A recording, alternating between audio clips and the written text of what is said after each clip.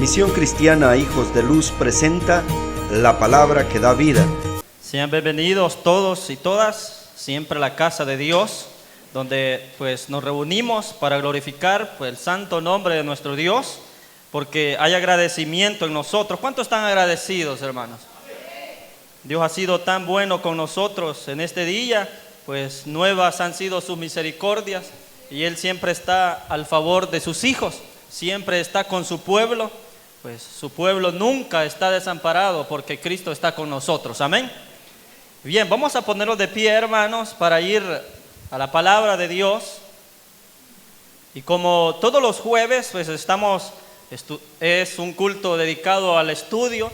Y el jueves anterior ya finalizamos lo que es la carta a los Efesios.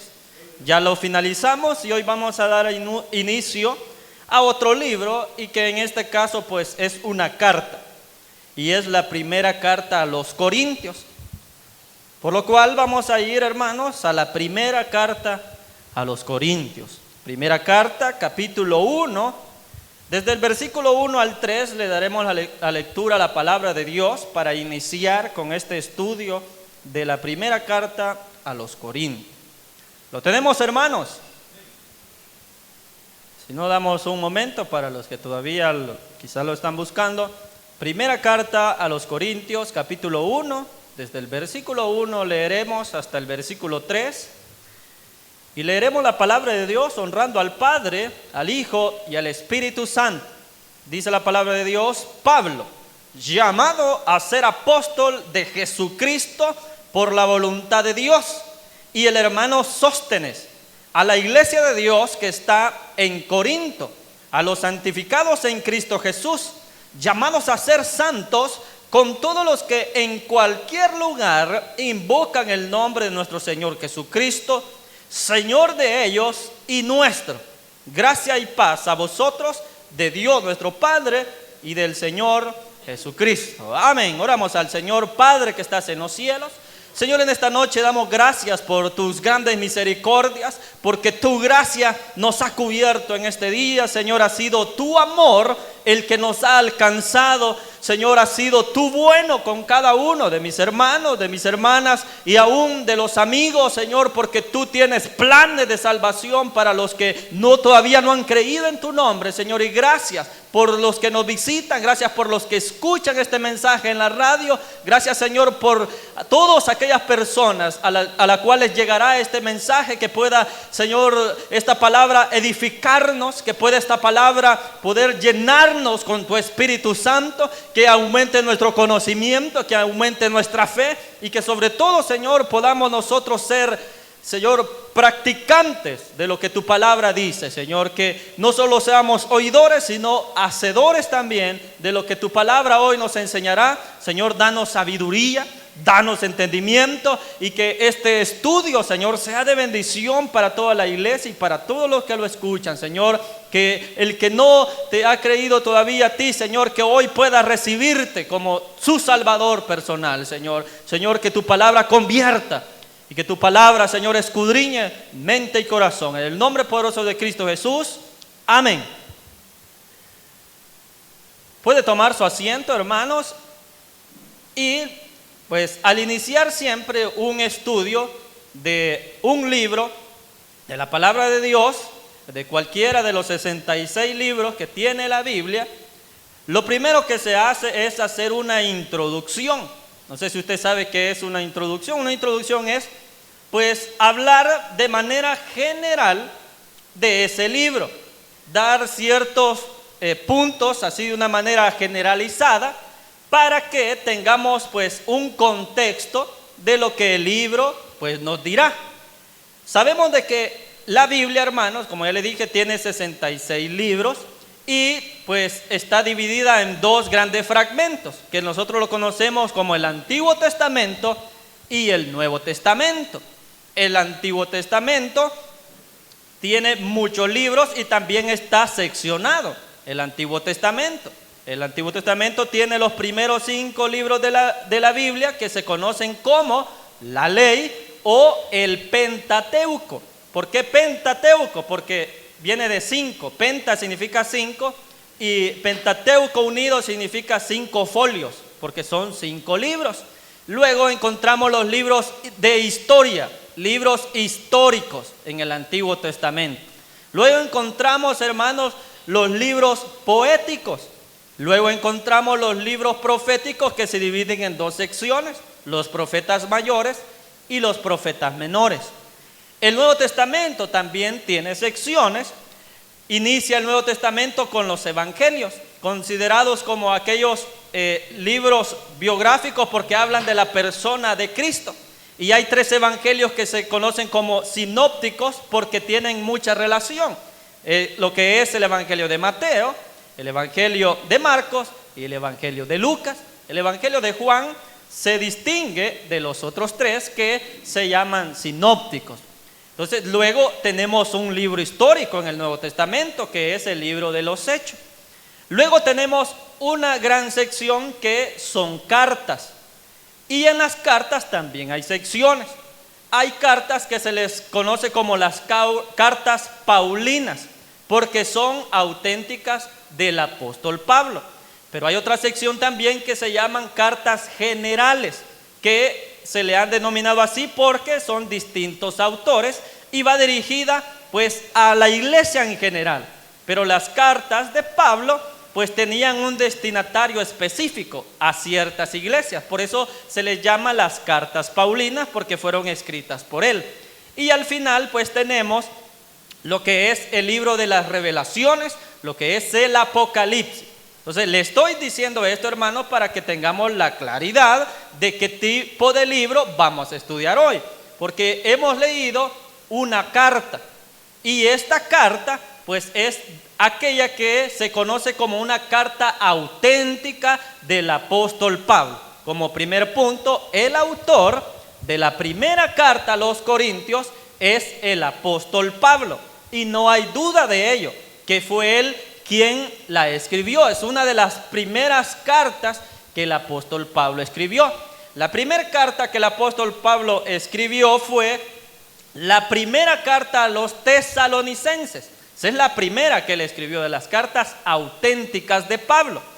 La segunda que él escribió fue la carta a los Gálatas. Y la tercera carta que Pablo escribió es la primera carta a los Corintios. Y ya vamos a ir detallando más acerca de esta carta. Pero en primer lugar, autor, el apóstol Pablo. Y no hay duda de ello, para que lo tenga en mente, hermanos, porque como les decía el jueves anterior, y pues yo les dije, bueno, les voy a dejar una tarea, les dije. No sé si alguien se acuerda, y no sé si alguien se tomó el tiempo para hacer esa tarea que habíamos dicho. Habíamos dicho de que usted en su casa pues leyera la primera carta a los Corintios y que identificara quién era el autor de esa carta, que identificara dónde estaba el saludo, que identificara hacia quiénes va dirigida la carta, que identificara los temas, allí los títulos que tiene la Biblia, y también que identificara si hay un cierre, si hay un saludo final, si es que hay oración, y todo eso lo dijimos.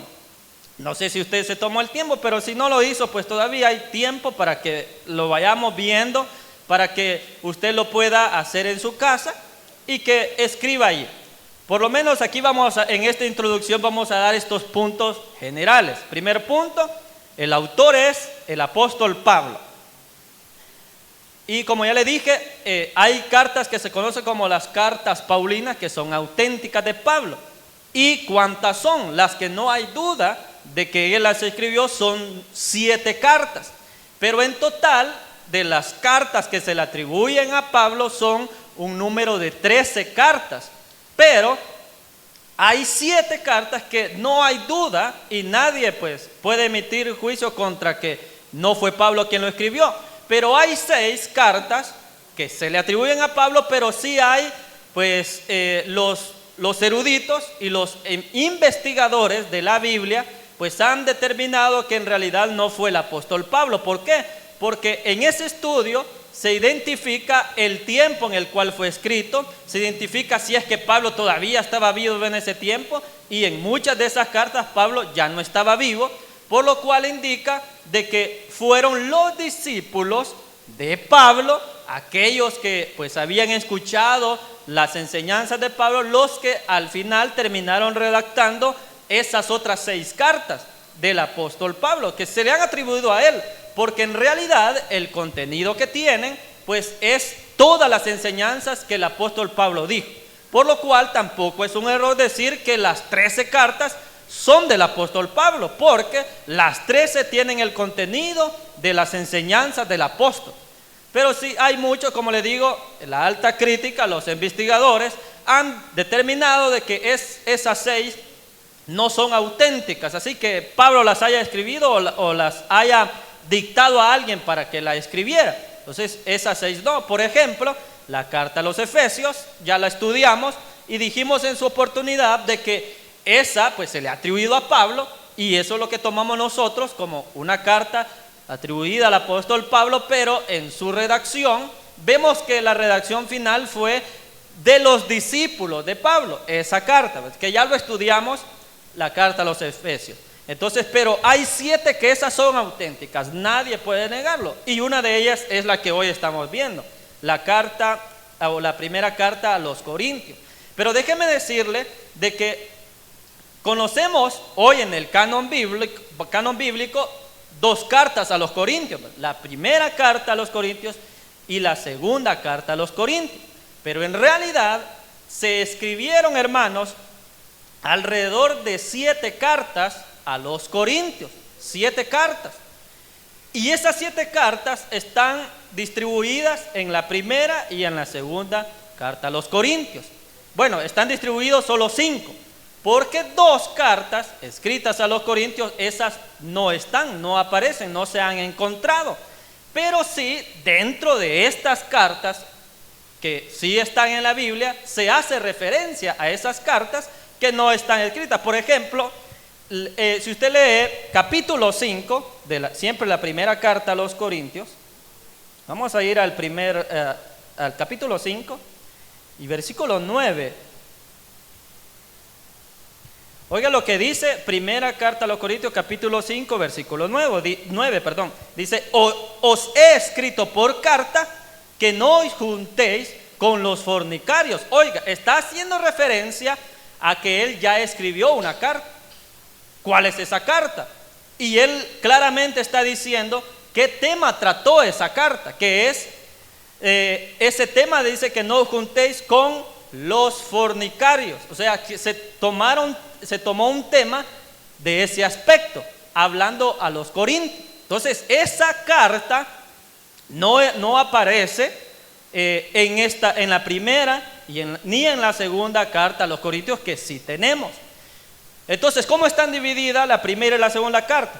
En la primera carta a los Corintios se divide por 2 cartas, que se conocen como Corintios A y Corintios B. En la primera carta a los Corintios hay 2 cartas que no están en orden, no están así en orden como en un inicio se escribieron, porque primera de Corintios inicia con con Corintios B. Entonces inicia al revés, con eso inicia. El primer capítulo y los primeros versículos que hemos leído pertenecen a la segunda carta que Pablo les escribió a los Corintios, al Corintios B. Y como le digo, no están en orden debido a una razón. Porque en el proceso, hermano, de redacción de todos los libros, lógicamente hubo un proceso y hubieron hombres usados por el Espíritu Santo para escribir las Escrituras. Y en estas cartas que se escribieron en la primera generación de cristianos y en la segunda generación de cristianos, estas cartas se les conocían como circulares. Esto ya se explicó en los Efesios. El hermano Pineda, él explicó eso, de que la carta a los Efesios era una carta circular. ¿Y qué quiere decir eso? Con carta circular quiere decir de que en ese tiempo, hermanos, Pablo se dirigía a una iglesia en específico y mandaba una carta. La iglesia de esa ciudad tomaba la carta y la compartía con otra iglesia de otra ciudad. Ellos andaban de iglesia en iglesia, de ciudad en ciudad. Y cuando llegaban, por ejemplo, alguien de Corintio llegaba a Tesalónica, por ejemplo, ellos llevaban esa carta que Pablo les había escrito a ellos.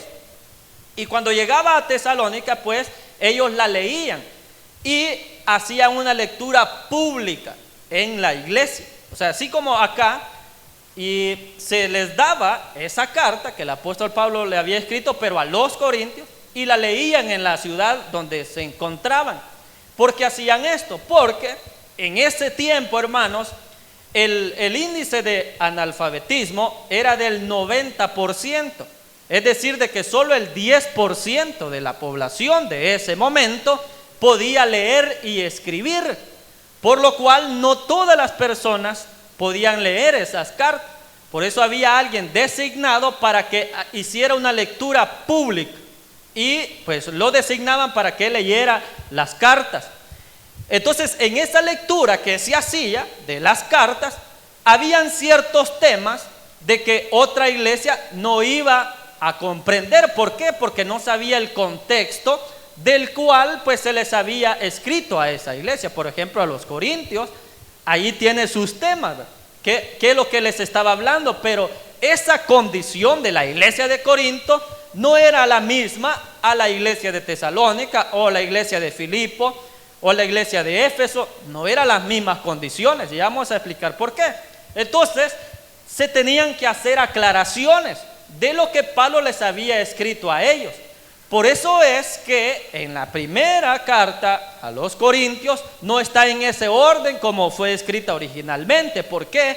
Porque se hacían explicaciones, se hicieron aclaraciones de lo que Pablo les había escrito. Entonces, si hacía referencia a personas o a temas así, por ejemplo, ese tema ahí se tocan temas de la fornicación, se tocan temas como del incesto, ahí se toca ese tema bien difícil, bien complicado ese tema. Y todo eso, entonces, si llegaban a otra ciudad, a Tesalónica, por ejemplo, y se leía esa carta hablando de ese incesto, entonces se quedarían los hermanos de otro lugar. Bueno, ¿y por qué les escribió eso? ¿Por qué está mencionando eso Pablo? Entonces ya los corintios se explicaban. Esto es porque en un inicio nosotros ya habíamos enviado una carta a Pablo, esa que no está acá. Y Pablo respondió referente a esas preguntas que los corintios le habían hecho, cómo tratar esa situación en la iglesia.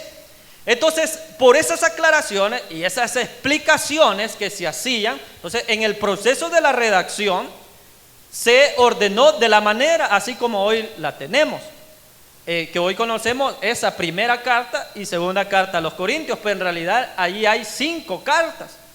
La Corintios A, B, C, D y E. Hay 5 distribuidas en las 2 que conocemos. Y en la primera carta, le repito, está la A y la B, pero no están en orden por esas explicaciones y esas aclaraciones que se hacían. Entonces alguien podría decir, o no sé si usted ya lo pensó, bueno, quiere decir de que estos hermanos le añadieron a lo que Pablo escribió. Y la respuesta es sí, pero no hay que asustarse por eso. ¿Por qué? Porque en su momento lo que Pablo escribió, él no sabía de que esas cartas que él escribió se iban a convertir en palabra de Dios. ¿Me entiende eso, hermano? En el proceso de la escritura de las cartas, nadie escribió pensando, bueno, esto allá después de años se va a convertir en la Biblia y van a predicar de esto. Nadie escribió pensando eso, sino que se tocaban temas de esa actualidad. Pero con el tiempo, pues en esa revelación progresiva de Dios se fue clarificando y se terminó la redacción de la Biblia, que es inspirada por Dios, es inspirada por el Espíritu Santo. Y todo ese proceso de redacción no es más que la mano de Dios obrando allí. Y que Dios permitió, el Espíritu Santo, de que se hiciera eso. No es que los hombres se atribuyeron a sí mismos a dar esas explicaciones, sino que fue el Espíritu Santo que los usó para que redactaran eso, lo que hoy conocemos. Y fue un gran proceso, no crea que de la noche a la mañana, como le digo, allí se encuentran 5 cartas distribuidas en la primera y en la segunda. ¿Por qué hicieron eso? Ahora nos preguntamos por qué las han reunido. Y se debe, hermanos, a que, le repito, de que las cartas auténticas de Pablo son 7, ¿verdad? No hay ninguna duda. Y como habían estas 5 cartas a los corintios, entonces se conformaban en un total de 13, porque se añadía otra carta, ¿verdad? A las 7 más las 5, y se añadía otra carta, y se convertían en un número de 13. Entonces en las iglesias, hermanos, ese número como que no les gustaba mucho, que fueran 13 cartas. Entonces ellos empezaron a hacer este trabajo. Bueno, dijeron, bueno, como hay muchas cartas de los corintios, entonces empecemos a reducir. De modo de que se convirtieron de 5, se pasó a solo tener 2 cartas. Y ese trabajo lo hicieron con lo que ya le expliqué, con esas aclaraciones y la lectura que hacían en las otras iglesias. Entonces fue un proceso así.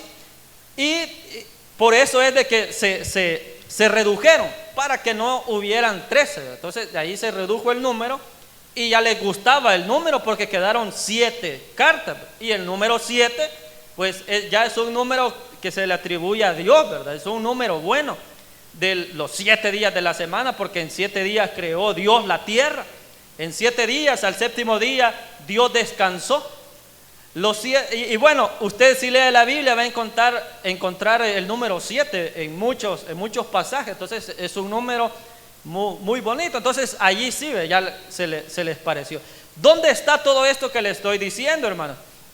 Se han hecho investigaciones y en el instituto, por ejemplo, se nos enseña, hermanos, a cómo se debe estudiar un libro. Y se dice que hay métodos de interpretación, hay métodos de estudio y también hay lo que se conoce como la hermenéutica, que se encarga de esa interpretación correcta de los libros de la Biblia. Entonces esos enfoques lo que dicen es, bueno, para que usted estudie un libro hay que estudiarlo, por ejemplo, desde el enfoque teológico, es decir, qué teología comprende ese libro. También hay que estudiarlo desde el enfoque histórico, es decir, de que usted vea en los libros en qué fecha fueron escritos, cómo era la ciudad, cómo era la economía, cómo era la cultura, que ese es otro enfoque, el enfoque cultural. Hay enfoque profético y bueno, no es una clase, pero le estoy diciendo eso porque con base a ese estudio que se ha hecho desde esos enfoques, es que se ha determinado todo ese estudio. Y eso usted lo puede googlear, lo puede buscar en libros, puede buscar comentarios bíblicos y allí usted se va a dar cuenta de lo que le estoy diciendo. Simplemente lo que hacemos acá es leer y pues explicárselo a usted, contárselo. Y usted, si es autodidacta, va a tomar la tarea de ir a investigar por su cuenta y va a decir, bueno, quiero ver si es cierto lo que está diciendo este hermano, si es que no nos está dando mentiras, si es que no nos está engañando o solo quiere darse a conocer qué tanto sabe. No, hermanos, eso está al alcance de toda persona que quiera escudriñar las escrituras. Si usted quiere aprender mucho, hágalo. Y ahí están todas las herramientas. Esto no es oculto para nadie. La palabra de Dios no está oculta para nadie, hermanos. Entonces, en base a estos estudios es que se ha determinado eso. Y como le digo que hay este enfoque histórico, entonces esos enfoques es lo que pues tomaré para estudiar esta primera carta a los Corintios, para que si usted pregunta, bueno, ¿y de dónde se está basando para dar todo este estudio? Entonces vamos a ver eso, vamos a ver qué temas teológicos habla esta carta, vamos a ver qué temas históricos habla, qué cosas culturales, qué cosas proféticas, qué enseñanzas doctrinales, qué consejos prácticos tiene esta carta, y todo eso lo vamos a ver, lo vamos a ir viendo. Entonces fue ese proceso de redacción, y aclarando algo de que este proceso se convirtió en una pregunta y respuesta, porque la primera carta que se escribió fue de los Corintios hacia Pablo, esa que no se encuentra. Esa fue la primera, una pregunta que se hizo de los Corintios a Pablo. Pablo respondió a esa carta, que tampoco la tenemos. Ahí dice que he escrito por carta, y ahí dijo el tema que trató. Entonces eso fue la primera fase. Luego se volvió a hacer otra pregunta acerca de otros temas en la iglesia de Corinto, lo que estaba pasando allí, y Pablo vino y respondió.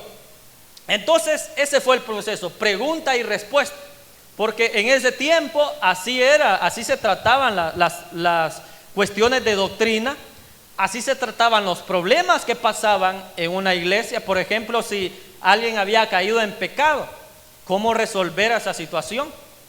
Entonces la iglesia le consultaba a Pablo, porque Pablo fue quien fundó esta iglesia de Corinto en su segundo viaje misionero. Pablo hizo alrededor de 4 viajes, y en su segundo viaje misionero allí fundó la iglesia de Corinto.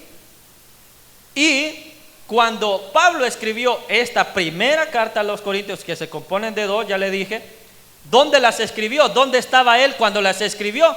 Él las escribió desde la ciudad de Éfeso.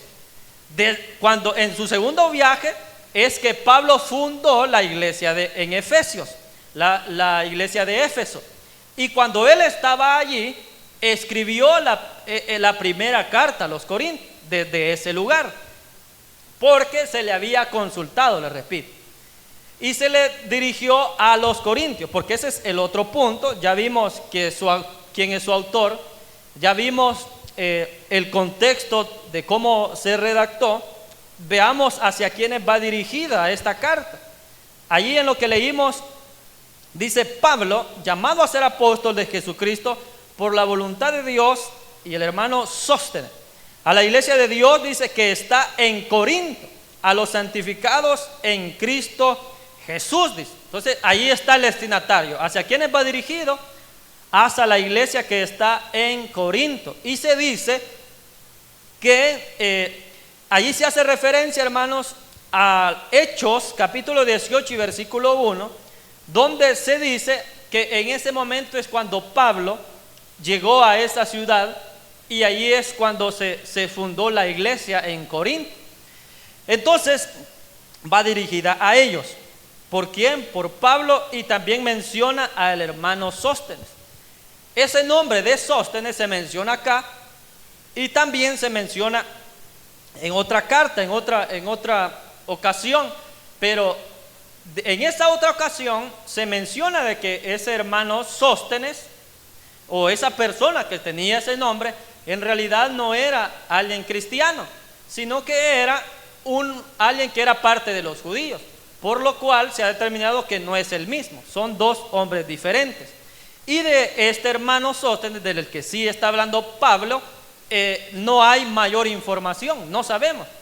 Pero ¿qué nos dice esto? De que Pablo, hermanos, en todas sus cartas siempre y en todos sus viajes, él tenía compañeros, y a él le acompañaban otros siervos.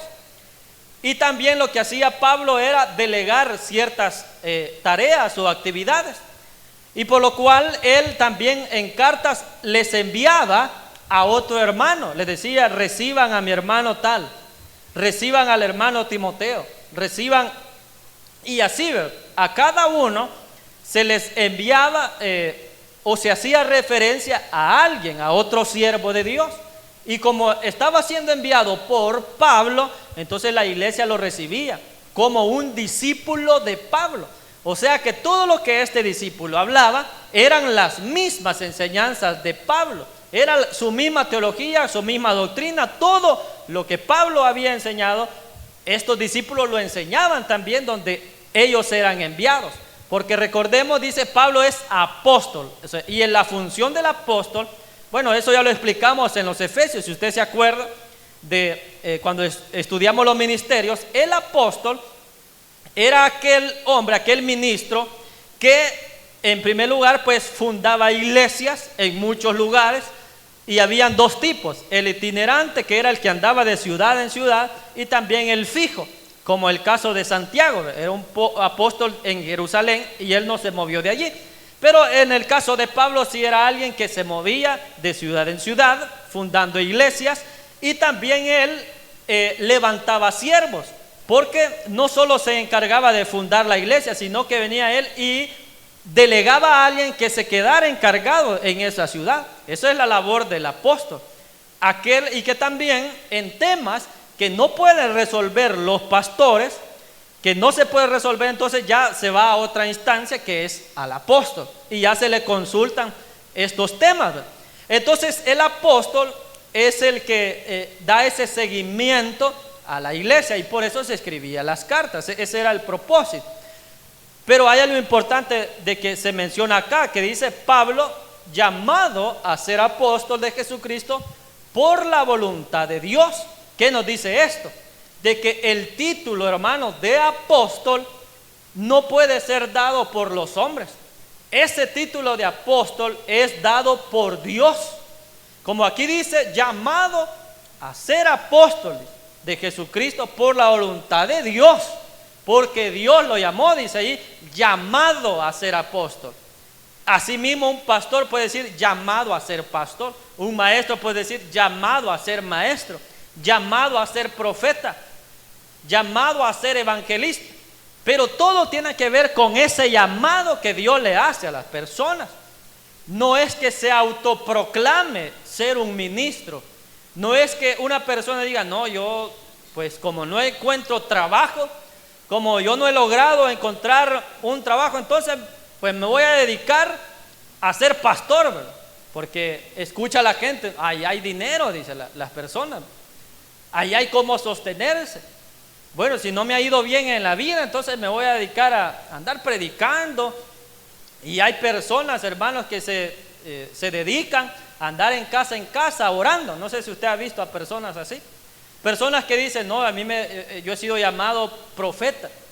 Y entonces esta persona llega a la casa de alguien y le profetiza algo. Y luego de que le dio la profecía, según él, entonces él espera de que la persona que está en esa casa le dé una ofrenda. Entonces cuando él tiene esa ofrenda, entonces ya se retira. Si no, allí está insistentemente esperando que le den algo, aunque sea algo de comer, ¿verdad? No sé. Porque ellos se dedican a eso. Ese es como su forma de vida. Y aquí, hermanos, ¿cómo podemos decir de que alguien es verdaderamente llamado por Dios? ¿Cómo podemos decir así claramente? Bueno, a este hombre, a esta sierva, a este siervo, Dios lo ha llamado, Dios lo ha levantado. Y el llamado de Dios, hermanos, va a conllevar un respaldo de Dios, y también va a llevar una confirmación por parte de Dios. Va a ser el Espíritu Santo quien va a confirmar que si este siervo, si esta sierva es enviada o es llamada por Dios. Va a haber una confirmación del Espíritu Santo. También va a haber un respaldo, es decir, que van a haber frutos. Porque es que hay iglesias, hermanos, donde pues han sido llamados los pastores o apóstoles. Hoy pues hay eso de que se proclaman a sí mismos. Pero ¿qué pasa en esas iglesias donde no crecen?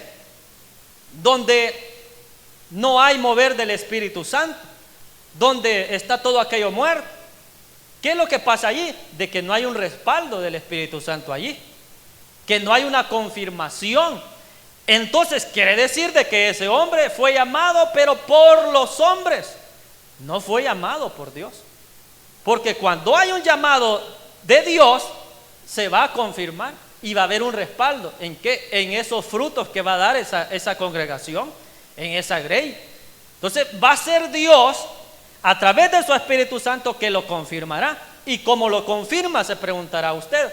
Fíjese que me voy a adelantar un poquito, porque en el versículo del 4, siempre el capítulo 1, allí él va a aclarar un tema, por ejemplo, si usted hizo la tarea que le dije, de ir escribiendo los títulos, ¿cómo empieza ese versículo 4? ¿Qué título tiene? Léalo allí, hermano. Oiga, dice, acción de gracias por dones espirituales. Oiga, dones espirituales. Y en ese fragmento, en ese pasaje, él dice que gracias doy a mi Dios siempre por vosotros, por la gracia de Dios que os fue dada en Cristo Jesús. Porque en todas las cosas, oiga, dice, fuisteis enriquecidos en Él, con toda palabra, haciendo referencia a los dones de inspiración. ¿Cuáles son esos dones? Hablar en otras lenguas, interpretación de lenguas y profecía, los dones de palabra, que fueron enriquecidos en palabra, que fueron, dice, en toda ciencia. Hay los dones, hermanos, el don de ciencia, el don de fe, el don de sabiduría, son esos dones también que forman parte de los dones del Espíritu Santo. Y dice que la iglesia de Corinto fue enriquecida, se le dieron muchos dones a esta iglesia. Entonces, ¿cómo se confirma de que esa iglesia pues es fundada en Dios y los siervos que están ahí son llamados por Dios? ¿Por qué? ¿Cómo lo confirma el Espíritu Santo? Con los dones espirituales, con el mover del Espíritu Santo. Así se confirma. Cuando un siervo de Dios está en una congregación, en una iglesia, y si en esa iglesia se mueve el Espíritu Santo, quiere decir de que el Espíritu Santo mismo está confirmando de que ha sido Dios quien ha llamado a esos siervos. El Espíritu Santo lo confirma. Y el Espíritu Santo confirma también, a través de estos dones, la evidencia de su poder, del poder del Espíritu Santo. El poder del Espíritu Santo se manifiesta en esos dones. ¿En cuáles? En las otras lenguas, las lenguas de fuego, en la profecía, en la interpretación de las lenguas, en los dones de poder, en los dones de sanidad, la operación de milagros. En todos esos dones se manifiesta ese poder del Espíritu Santo, y de esa manera hay una confirmación de cuando un siervo es llamado o no es llamado.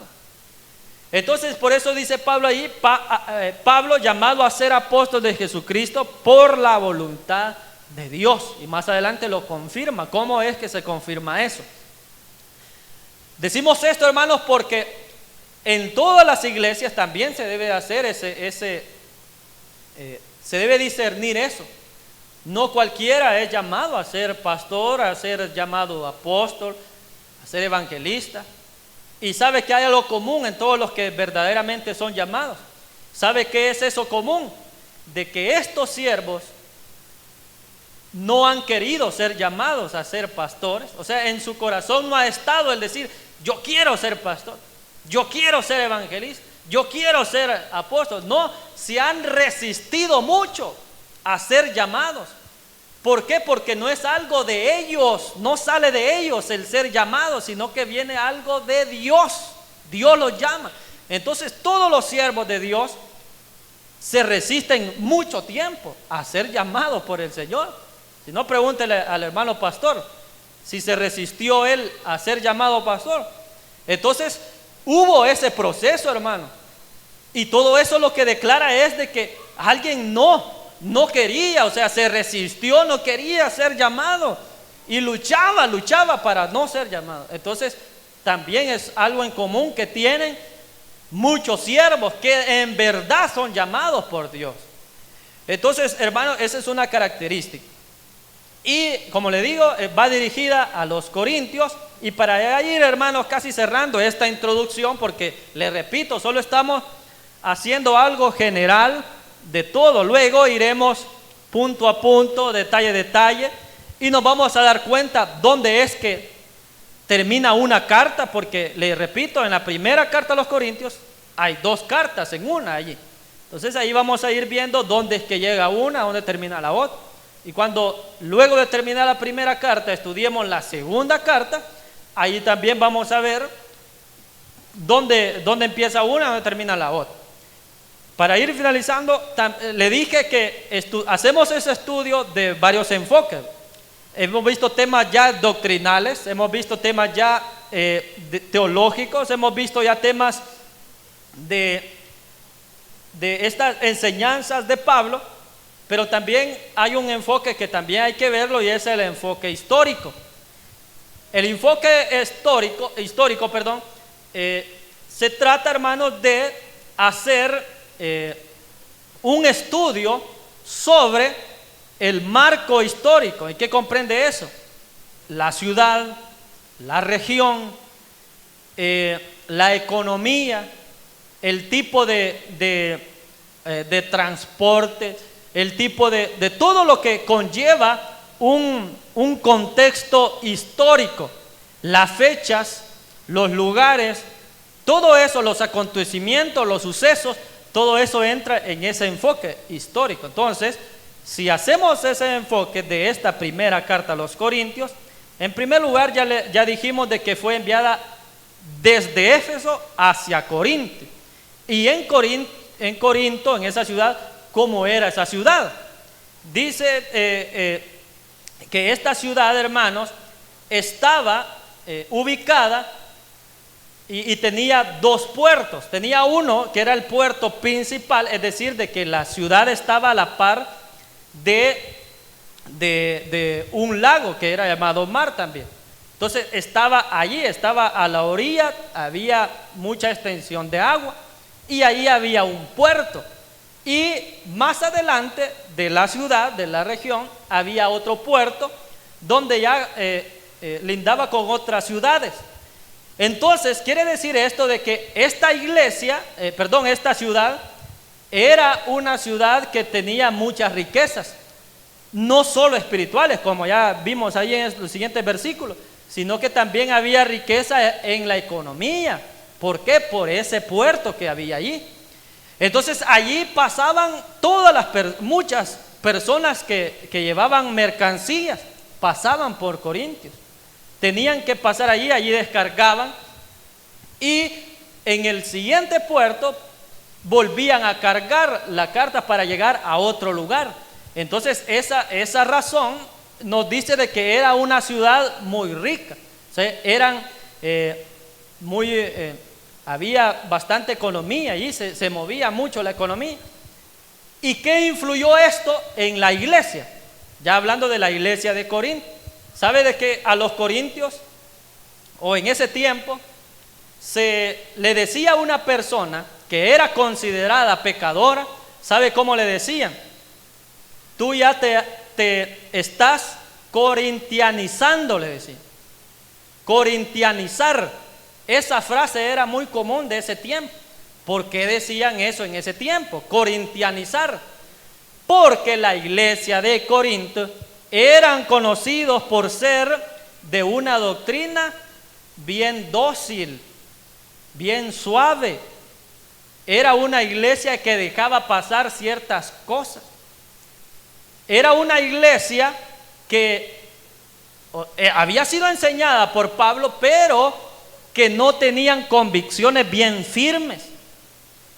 ¿Y qué había provocado eso? De que en esa región, como era, pues había mucho movimiento, ahí llegaba de todo tipo de personas, llegaban prostitutas. Por eso esa región de Corinto era llamada como, allí habían lo que se le conoce como las prostitutas sagradas.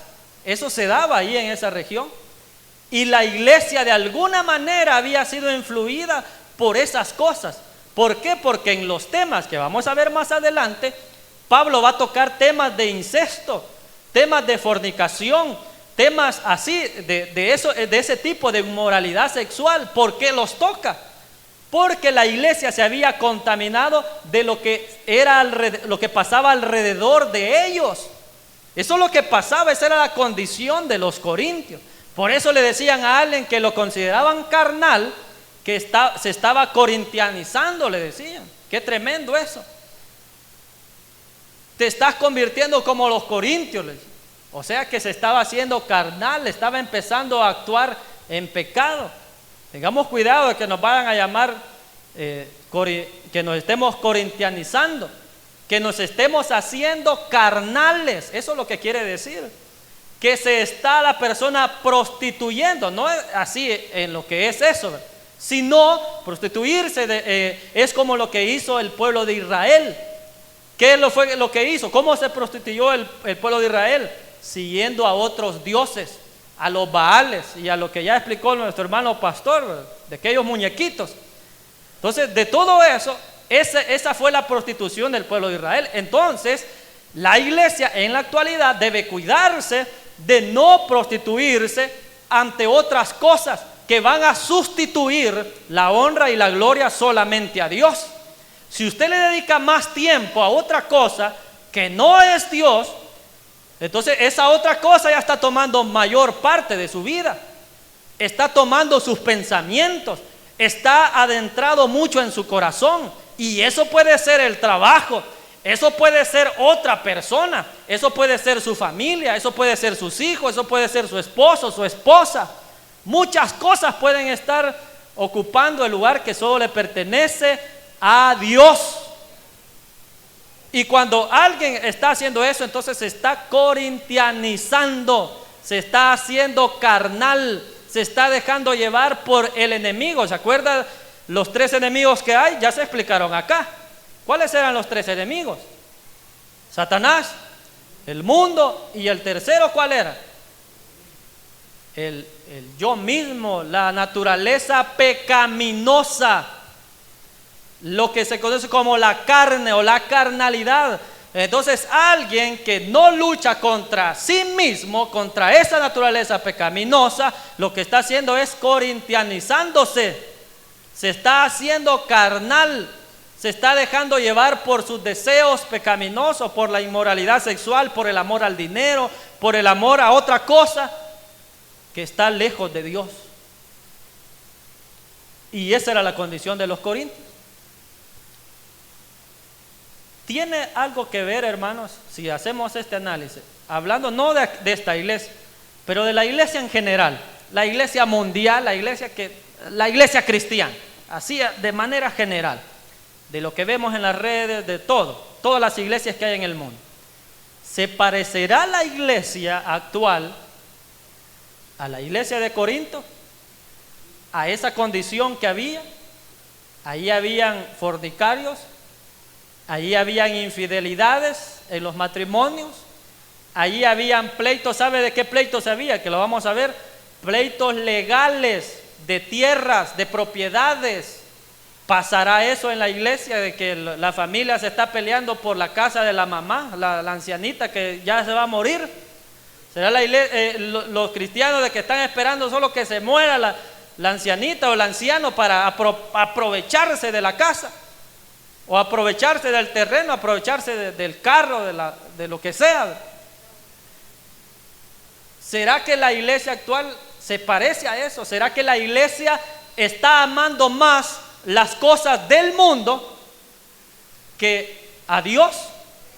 ¿Será la iglesia de que hay muchos ministros que son mentirosos y que se están llamando a sí mismos como siervos de Dios y solo engañan a las personas y se lucran a sí mismos? ¿Será que eso pasa en la iglesia actual? Por eso es que se ha escogido esta carta, hermano, para ver la realidad de la iglesia. Y lo que el propósito de que Pablo escribiera a los corintios era para ordenar. Oiga esa palabra, ordenar, para poner orden. Y de allí se van a tocar temas, como les digo, de los dones espirituales. Y por eso Pablo va a explicar cómo deben desarrollarse los dones. Y va a decir que sea 2 o 3, dice. No dice así, hermano. ¿No ha leído usted cómo se desarrollan los dones espirituales? Y ahí dice 2 o 3 los que van a hablar en lenguas.